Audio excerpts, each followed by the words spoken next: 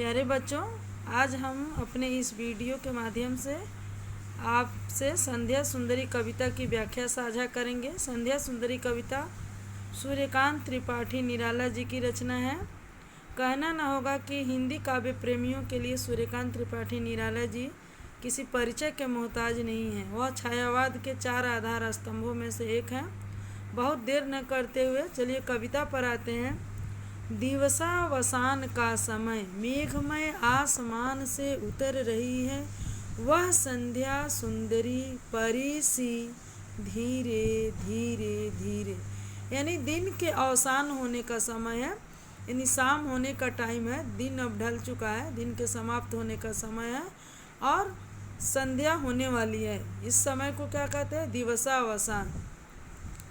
गांव देहात में लोग गोधूली बेला भी कहते हैं। दिवसावसान का समय है, इसलिए अब जो है संध्या होने वाली है।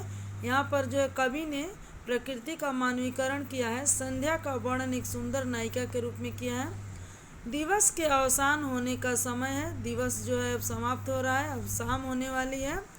उसी समय मेघमय आसमान से उतर रही है, बादलों भरे आसमान से उतर रही है। कौन? वह कौन? संध्या सुंदरी। वह संध्या एक सुंदर नायिका की भांति उतर रही है। और कैसी लग रही है? परी सी। उसका जो उस समय सौंदर्य है वो परी की तरह सुंदर है।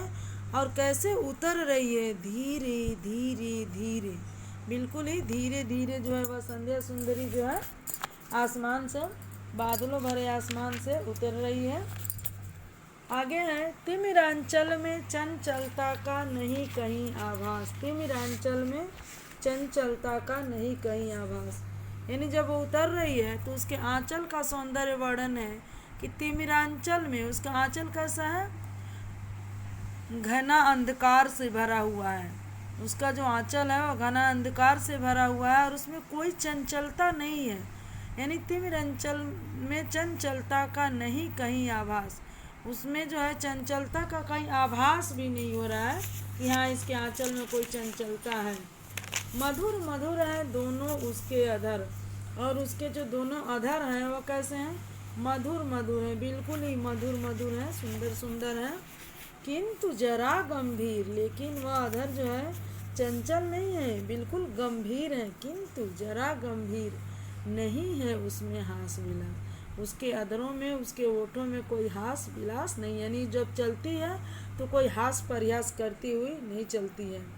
अगर कोई हंसता है तो केवल तारा एक। मैंने कहा कि इसमें पूरी तरह से प्रकृति का मानकीकरण किया गया है।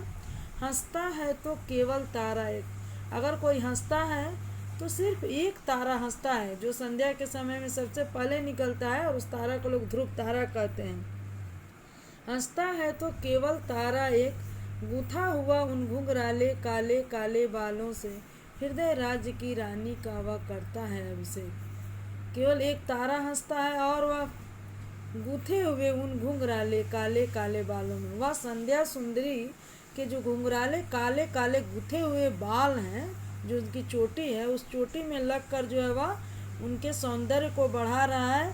और अपने हृदय राज्य की रानी, यानी उस तारा के हृदय पर राज्य करने वाली जो रानी है, उसका जो है उनके बालों में गुथ कर सौंदर्य बढ़ाकर वह हृदय से उस रानी का अभिषेक करता है, स्वागत करता है। अलसता की सी लता किंतु कोमलता की वह कली। वह संध्या सुंदरी अलसता की सी लता, एक ऐसी लता, पृथ्वी पर एक ऐसी लता जो बिल्कुल आला से लिए हुए हो, या यूँ कहें कि अलसी की लता जो बिल्कुल ही नाजुक होती है। अलसता की सी लता किंतु कोमलता की वह कली, लेकिन वह अलसता की लता है लेकिन वह कोमलता की कली है, बिल्कुल ही कोमलता की कली है। वह खिलेगी लेकिन अपने कोमलता को लिए हुए। सखी नीरवता के कंधे पर डाले बाँह, वह अपने सखी नीरवता के कंधे पर हाथ डालकर, बाँह डालकर जो है कैसे आ रही है? छांसी, छाया लिए हुए, पूरे प्रकृति के लिए छाया लिए हुए अंबर पथ से चली, आकाश मार्ग से वह पृथ्वी मार्ग पर चल दी है। नहीं बजती उसके हाथों में कोई बीड़ा, उसके हाथों में इस समय जब वो आ रही हैं तो कोई बीड़ा भी नहीं बजती। हाथों में कोई वीणा नहीं बजती, नहीं होता कोई अनुराग राग आलाप, नहीं उसके आते समय कोई अनुराग राग आलाप होता है, यानी कोई राग का आलाप नहीं होता है। नूपुरों में भी रुंझुन रुंझुन नहीं, वो जो पैरों में जो नूपुर पहनी हुई है, पायल पहनी हुई है, उस पायल के नूपुर घुंघरू में भी कोई रुंझुन रुंझुन की आवाज़ नहीं है। सिर्फ एक अव्यक्त शब्द सा चुप चुप चुप है गूंज रहा सबका। सिर्फ एक अव्यक्त शब्द, ऐसा शब्द जिसको व्यक्त नहीं किया जा सकता, यानी मुंह से नहीं बोला जा सकता कि चुप चुप चुप, वह बोलती हुई नहीं आ रही है, सिर्फ उसको महसूस किया जा रहा है। सिर्फ एक अव्यक्त शब्द सा चुप चुप चुप है गूंज रहा सब कहीं। सिर्फ उसके आने से एक अव्यक्त शब्द सा हर जगह गूंज रहा है, यानी उसके आने से पूरी प्रकृति में चुप्पी छा जाती है। वह चुप्पी जो कोई कह नहीं रहा है, वह स्वयं समझ में आ जा रहा है कि अब संध्या हो गई है। पूरा प्रकृति जो है इस अव्यक्त शब्द चुप चुप चुप जो है पूरे प्रकृति में गूंज रही है।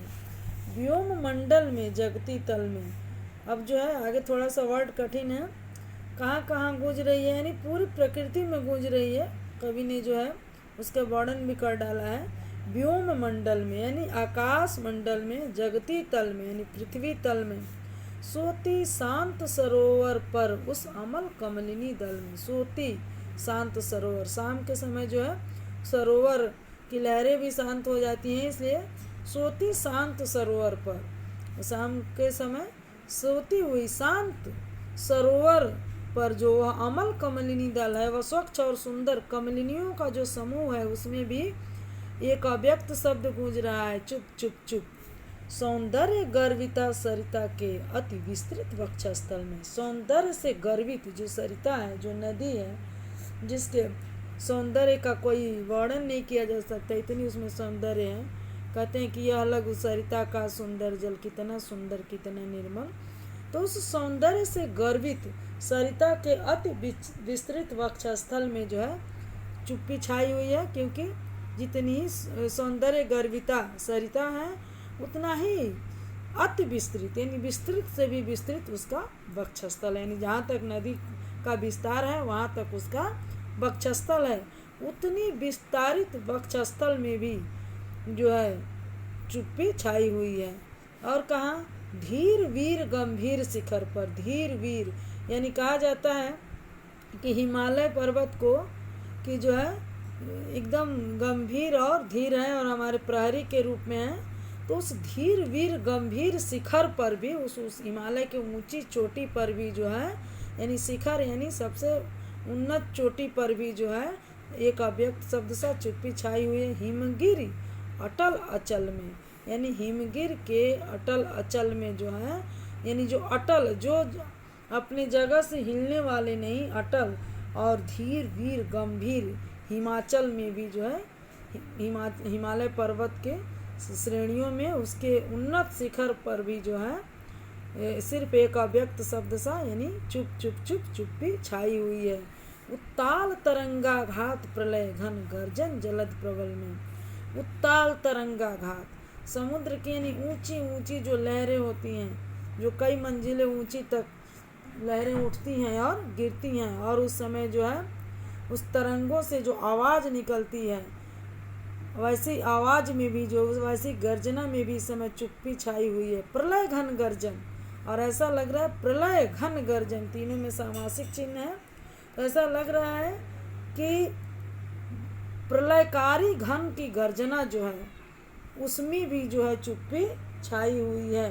जलद यानी समुद्र की प्रबल तरंगों में भी चुप्पी इस समय छाई हुई है। उत्ताल तरंगाघात प्रलय घन गर्जन जलद प्रबल में, इन सब में जो है सामासिक चिन्ह लगा हुआ है, यानी ऊंची ऊंची तरंगाघातों में, यानी लग रहा है कि जो प्रलयकारी घन गर्जन है, तरंगाघाते हैं, समुद्र की प्रबल जो लहरें हैं, उसमें भी इस समय जो है चुप्पी छाई हुई है। सिर्फ एक अव्यक्त शब्द सा है, सिर्फ चुप चुप चुप। छित्ति में यानी छित्ति में यानी आकाश में, अरे पृथ्वी में, छित्ति में जल में यानी जल में, नभ में यानी आकाश में, अनिल अनल में यानी अग्नि और वायु में भी इस समय जैसे लग रहा है कि चुप्पी इस समय छाई हुई है। सिर्फ एक अव्यक्त शब्द सा चुप चुप चुप है गूंज रहा सबका। इस समय पूरी प्रकृति में जो है लग रहा है कि चुप्पी छाई हुई है। हर एक अव्यक्त शब्द सा गूंज रहा है सब कहीं संध्या के समय में। और क्या, कुछ नहीं, और उसके अलावा कुछ नहीं। अब संध्या सुंदरी आती है तो क्या लेकर आती है अपने साथ? मदिरा की वह नदी बहाती आती। जब वो आती है तो अपने साथ मदिरा की नदी लेकर आती है, यानी थोड़ी बहुत मदिरा लेकर नहीं आती है, वह नदी ही बहा कर लेकर आती है। क्योंकि सौंदर्य गर्विता सरिता जो है उसका वक्षस्थल इतना विस्तृत है, तो मदिरा कितना होगा जो पूरे संसार को जो है पिला देती है। मदिरा की वह नदी बहाती आती, थके हुए जीवों को सस्नेह प्याला एक पिलाती। और थके हुए जो दिन भर के कार्य किए हुए जो जीव हैं, जो थके हुए हैं, जो थके मादे जीव हैं, चाहे वह जानवर हो, चाहे पशु पक्षी हो, पक्षियाँ हो या व्यक्ति हो, थके हुए उन जीवों को जो है सस्नेह यानी स्नेह के साथ वह मदिरा की एक प्याला पिलाकर थकान दूर करती है। फिर क्या करती है? सुलाती उन्हें अंक पर अपने, और उन्हें अपने अंक पर, अंक मीन्स गोद, उन्हें अपने गोद पर सुला लेती है। दिखलाती फिर विस्मृत के अगणित मीठे सपने। और फिर क्या करती है? विस्मृति के अगणित अनगिनत मीठे मीठे सपने दिखलाती है। क्योंकि अगर वह विस्मृति नहीं लाएगी तो थकान दूर नहीं होगा, वह कल की बातें ही अगले कल तक याद रहेंगी। इसलिए वह उन्हें अपने गोद पर सुलाकर विस्मृति के अगणित मीठे सपने दिखलाती है, जिससे थके हुए जीवों का जो है थकान दूर होता है।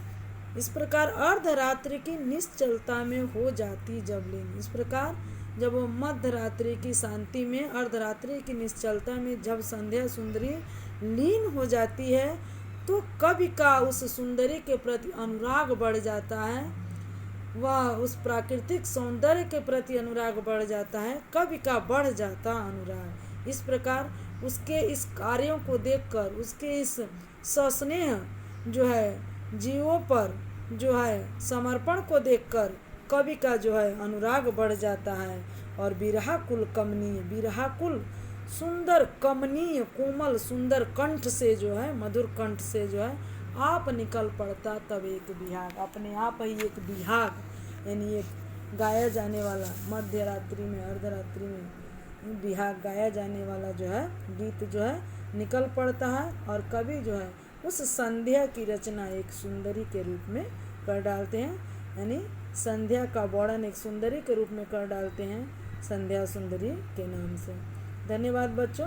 अगर इस कविता में कुछ समझ में ना आए तो अपने कमेंट बॉक्स में आप लोग ज़रूर लिखिएगा। धन्यवाद।